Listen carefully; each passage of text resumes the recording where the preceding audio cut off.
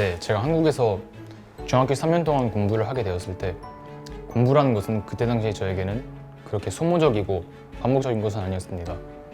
제가 비록 이곳에 자기 자랑을 하러 나온 것은 아니지만 그때 당시에 저는 이제 공부에 많은 양의 시간을 투자함으로써 주로 이제 제가 만족할 만한 성적을 얻게 되는 방식으로 공부를 진행하게 되었습니다.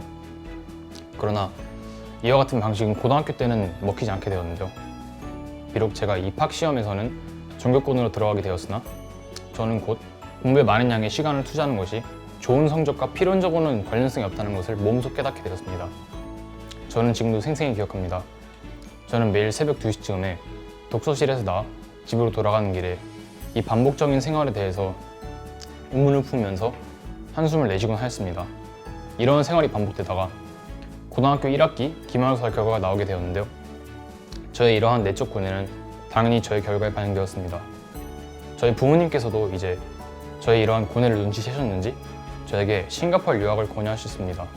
초등학교 때 필리핀에서의 1년 반 정도의 유학 경험이 있긴 하나 그때 당시에 저에겐 싱가포르란 매우 생소한 나라였습니다. 부모님께서는 저에게 싱가포르란 교육의 질이 매우 높으며 청결하고 치안이 안전한 나라로 소개해 주셨고 저에게 있어서 좋은 기회가 될 것이라고 얘기하셨습니다. 저는 이제 그때 당시에 제가 가지고 있던 사고방식으로 계속 한국에서 공부를 계속한다면 저의 심신이 더 피폐해질 것 같아서 새로운 곳에서 새로운 시작을 하기로 마음먹었습니다. 따라서 저는 4학년 3학기 끝날 때쯤이라는 늦은 시기에 싱가포르 유학을 감행하게 된 것입니다. 일단 한국 공부라고만 해도 저희가 흔히 얘기하는 수능 공부만 있는 것은 아니며 이제 싱가포르 공부라고만 해도 저희가 흔히 얘기하는 IBDP만 있는 것은 아닙니다. 따라서 저는 이 질문에 대한 답변을 제가 이 두 나라에서의 경험한 것들을 바탕으로 드리도록 하겠습니다. 먼저 이것은 지극히 제 개인적인 생각이지만 한국 공부는 누가 더 교과서 내용을 잘 암기하는 것에 따라 성적의 우위가 갈린다고 생각합니다. 다시 말씀드리자면 교실 내에서 배운 것들이 실예의 적용이 잘 중요시되는 것 같지는 않습니다. 이와 반면에 싱가포르 공부는 단순히 교실 내에서 배운 것들이 교실 내에서 끝나는 것이 아니라 기사 분석이나 실험 등을 통해서 조금 더 고차원에서의 개념 적용이 이루어집니다. 실예를 들어드리자면 제가 들은 경제 예체어 과목은 모든 학생들이 경제 관련 기사 3개를 고른 다음에 그 기사 내부에서 나타나는 현실 문제들을 다이어그램 등을 통해 분석을 한 뒤 이제 각 학생들이 느끼는 해결 방안 등을 제시하는 Internal Assessment 혹은 IA를 의무시하였습니다. 또한 비슷한 예시로 제가 들은 생물 Standard Level 과목 같은 경우는 모든 학생들로 하여금 본인이 이제 원하는 자유 주제와 그 자유 주제와 연관된 가설을 실험을 통해 그것의 타당성을 증명하는 IA를 의무시하였습니다.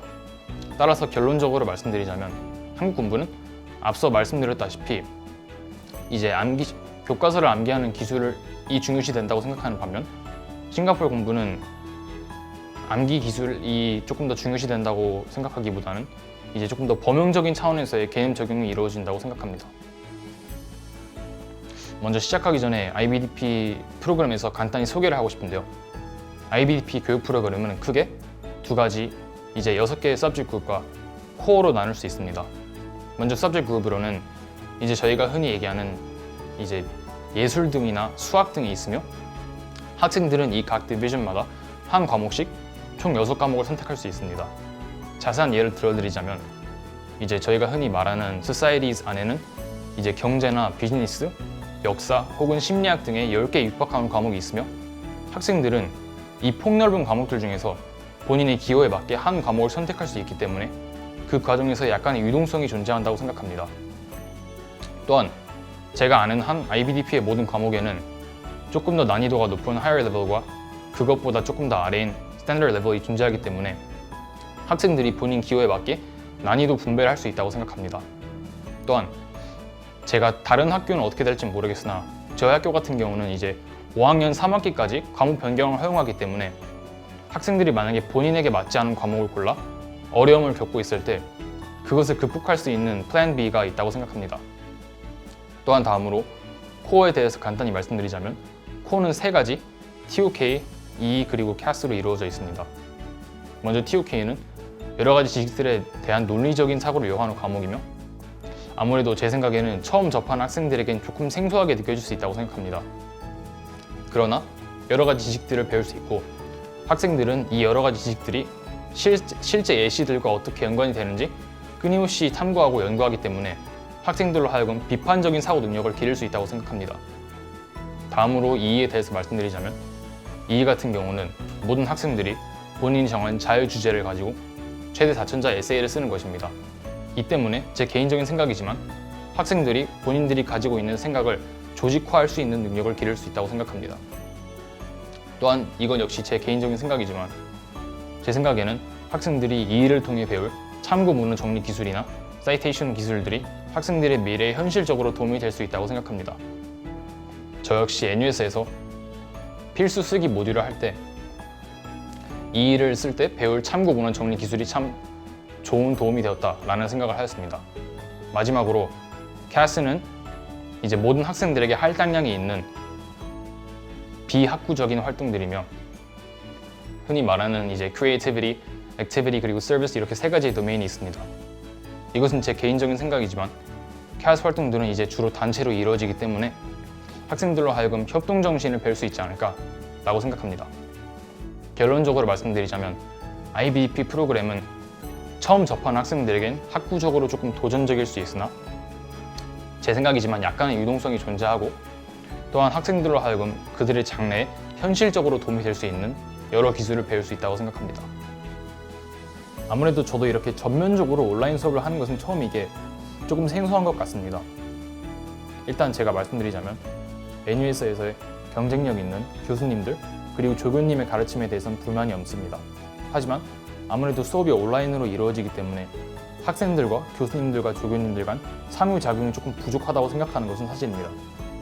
이는 아무래도 현재 저희가 수업이 이루어지고 있는 방식이 교수님들께서 저희 학생들에게 실러버스에 있는 내용들을 주신 다음에 이제 중간중간에 저희에게 궁금한 점이 있냐 라고 여쭤보시는 방식으로 수업이 진행되기 때문에 더욱더 그렇게 느껴지는 것 같습니다. 하지만 2학기 때부터 아마 대면 수업을 재개한다고 하니 이 문제는 조금 더 완화될 것이라 생각합니다. 또한 제가 온라인 수업의 장점에 대해서 간단히 말씀드리자면 먼저 수업에 지각할 위험이 전혀 전무하다는 것입니다. 이제 아무래도 학생들이 조교님들과 교수님들의 얼굴을 직접적으로 보면서 수업이 이루어지지 않기 때문에 저를 비롯한 조금 소셜리 awkward한 사람들이 아무래도 조금 더 안도에 놓일 수 있지 않을까 라고 생각합니다. 이 질문에 대한 답은 몇 년이 지나고도 바뀌지 않을 것 같습니다. 네, 제가 5학년 1학기 때 IB 필수 6과목을 정했을 때를 회상해보자면 마지막 한 과목은 마땅히 할 게 없어서 당시 저에게 가장 만만해 보였던 경제를 정했던 것이 기억이 납니다. 지금 되돌아보면 그때 당시 전혀 경제에 배경 지식이 없던 저에겐 참 무모했던 행동이었던 것 같습니다. 저는 수업 시간에 경제 선생님께서 말씀하시는 것이 전혀 이해가 되지 않았으며 이로 인해서 더욱 허무주의적으로 변하였고 저는 매 수업 시간마다 졸았습니다. 이는 당연히 저희 결과에 반영되었으며 저는 5학년 2학기 때 3점이라는 충격적인 점수를 받았습니다.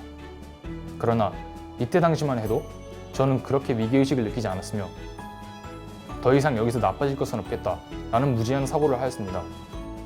저는 당연히 틀렸었으며 저는 5학년 3학기 때 2점이라는 더욱 충격적인 그리고 최저의 점수를 받은 뒤 저의 능력과 저의 경쟁력 등에 대해서 끊임없이 의문을 품다가 결국 제가 성적을 올리기 위해서는 제 자신에 대한 전면적인 변화가 필요하겠다라는 생각을 하였습니다. 따라서 저는 경제 선생님께 찾아가 제가 단도직입적으로 성적을 어떻게 하면 올릴 수 있는지에 대한 방도를 여쭤보았습니다. 경제 선생님께서는 저에게 먼저 방과 후 보충 수업에 참여하고 그리고 수업 시간에 다뤄지는 다이그램 등의 이해가 매우 중요하다고 조언해 주셨습니다. 따라서 저는 이제 6학년 때 필름까지 정말 경제에 전념하였습니다. 저는 선생님께서 조언하신 대로 방과 후 수업에 참여하고 복습 후 노트 정리를 하고 매일 경제 에세이 최소 10개를 쓰는 등 정말 경제에 전념하였습니다. 비록 6학년 1학기와 2학기 때의 성적은 미약한 4점이었으나 저는 점점 경제관념을 이해하기 시작한 제 자신을 발견했고 정말 놀라웠습니다. 비록 6학년 1학기와 2학기 때의 성적은 미약한 4점이었으나 저는 점점 경제관념을 이해하기 시작한 제 자신이 놀랐고 그 과정에서 정말 기뻤습니다. 그리고 이러한 과정이 반복되던 도중 저는 프리림 시험을 치렀으며 그동안 받아보지 못한 6점이라는 점수를 받았습니다. 저는 정말 기뻤으며 노력이 저를 배반하지 않았구나 라는 사실을 안도하였습니다. 최종 시험 준비를 위해서는 저는 지금까지 했던 것 외에도 이제 전윤도 기출 문제들을 직접 시간을 재며 풀어보는 등 제 자신을 시험 상황에 조금 더 적응시키도록 노력하였습니다. 비록 최종 시험 결과는 7점 최저 문턱에서 1점 아까운 6점이었으나 저는 만족하였습니다. 이와 같이 저는 비록 처음에는 경제에 관심 및 배경 지식이 전혀 없던 열등생이었으나 반복적인 학습을 통해 배움을 즐거움을 알게 되었고 저는 지금 경제를 전공하기 위한 길에 놓여 있습니다. I mean, for those of y'all who haven't studied overseas before, then obviously this is going to be a very tough run. But bear in mind that there will always be people who care about you and people who got your back, whether it be your family members or your friends. And I also want to say that you shouldn't go out and feel entitled about everything, because at the end of the day, it's not going to be your family members or your friends who do your work. It's going to be you and yourself only. And I also want to add on, I also want to emphasize that no matter what they say, IB is a long-term game. Meaning that if someone around you, even if someone around you may shine for now, it doesn't really necessarily mean that things are going to be the same in the long run. So this also holds truth that what you strive for now will definitely pay off in the long run, if you get what I mean. I guess that's it from me. If I can do it, then I think pretty much anyone can do it.